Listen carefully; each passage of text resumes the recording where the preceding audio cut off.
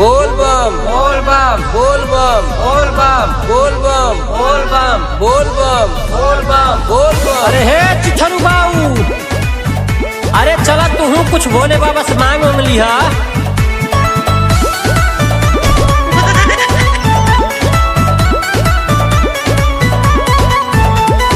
पारे मतुआ लेकिन धुन खो जाता।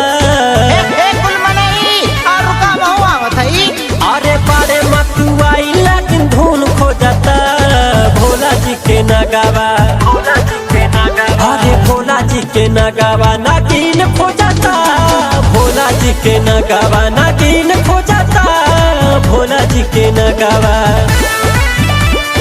बोल बम बोल बम, जय शिव जय शिव।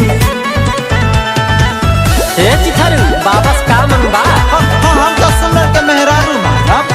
छोड़ी कैलाश आइल बाड़े बाबा धाम में। धरती पे आके लगी गईले दोसर काम में। टेंशन ना लो बालक, सब ठीक हो जाएगा।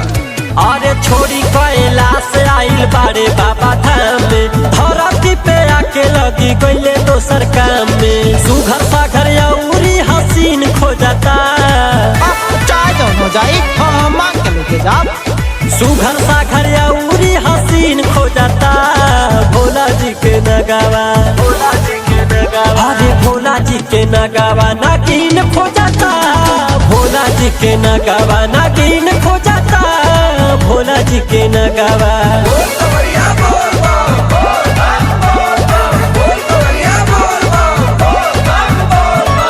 देखा चित्रू यहाँ जबरदस्ती नहीं चली।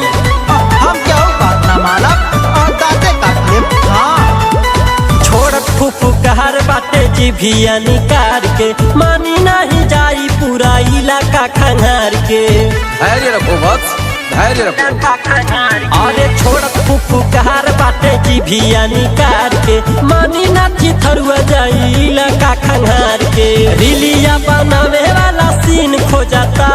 हे बोले बाबा मान जा, हम तो के 1.5 किलो लड्डू चढ़ाई। अरे रिलिया बनावे वाला सीन खो जाता। भोला जी के नगावा समझ सकते हैं बालक। अरे भोला जी के नगावा नागिन खो जाता। भोला जी के नगावा नागिन खो जाता। भोला जी के नगावा